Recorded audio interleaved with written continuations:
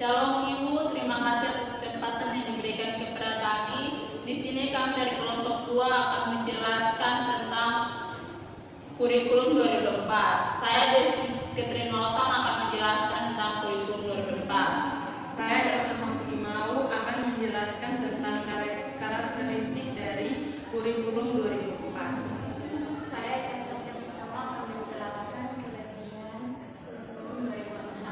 Saya Trihensa Maure akan menjelaskan kelemahan kurikulum 2004. Baik, saya Elia Fanta akan menjelaskan kesimpulan dari kurikulum 2004. Terima kasih. Saya akan menjelaskan pengertian kurikulum 2004. Kurikulum 2004 ini merupakan kurikulum berbasis kompetensi atau KBK, merupakan seperangkat rencana dan peraturan tentang kompetensi dan hasil belajar yang harus dicapai siswa, penilaian, kegiatan belajar mengajar, dan sumber daya pendidikan dan mengembangkan sekolah.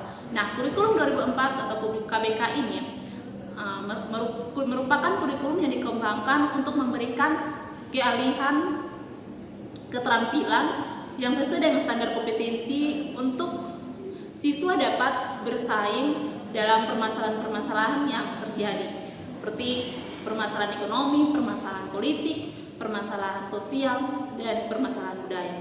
Nah, menurut Gordon, kurikulum 2004 ini merupakan kurikulum yang dikembangkan bukan hanya untuk siswa, hanya untuk memahami mata pelajaran sesuai dengan pengetahuan untuk meningkatkan tingkat intelektual siswa, tetapi agar supaya siswa dapat memahami pengetahuan yang telah dipelajari itu, dapat mengembangkannya agar dapat mempengaruhi sikap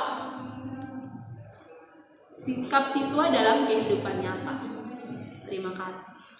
Baik, jadi di sini saya akan menjelaskan tentang karakteristik dari kurikulum 2004. Jadi kurikulum 2004 memiliki karakteristik antara lain yang pertama, kurikulum 2004 ini menekankan pada kompetensi siswa bukan pada tuntasnya materi.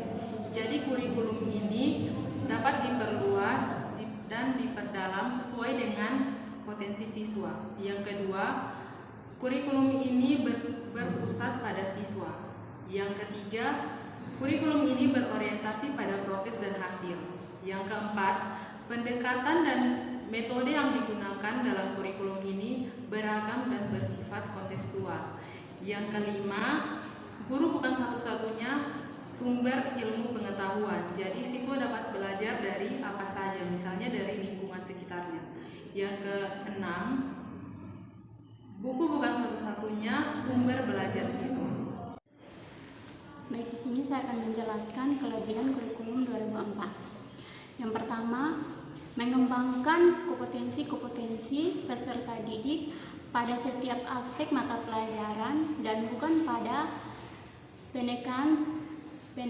penguasaan konteks mata pelajaran itu sendiri. Yang kedua, peserta didik merupakan subjek belajar dan proses belajar berlangsung secara optimal. Yang ketiga, kurikulum berbasis kompetensi KBK, pengembangan atau kemampuan-kemampuan lain dan penguasaan ilmu pengetahuan dalam keahlian dalam suatu pekerjaan.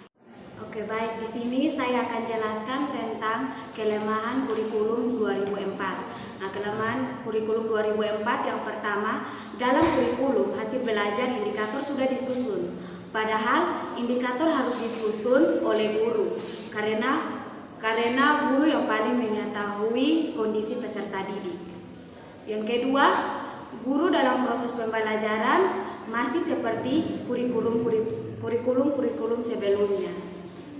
Yang ketiga, konsep KPK sering mengalami perubahan sehingga standar kompetensi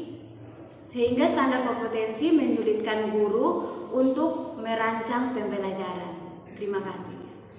Baik, di sini saya akan menjelaskan atau memberikan kesimpulan terkait dengan kurikulum 2004. Nah, kurikulum ini berbasis kompetensi. Ini diarahkan untuk mengembangkan pemahaman pengertian dan pengetahuan, kemampuan dan nilai siswa agar dapat melakukan sesuatu dalam bentuk sesuatu ketetapan dan keberhasilan dengan penuh tanggung jawab. Terima kasih. Sekian dari presentasi kami tentang kurikulum 2004. Kami mengucapkan terima kasih.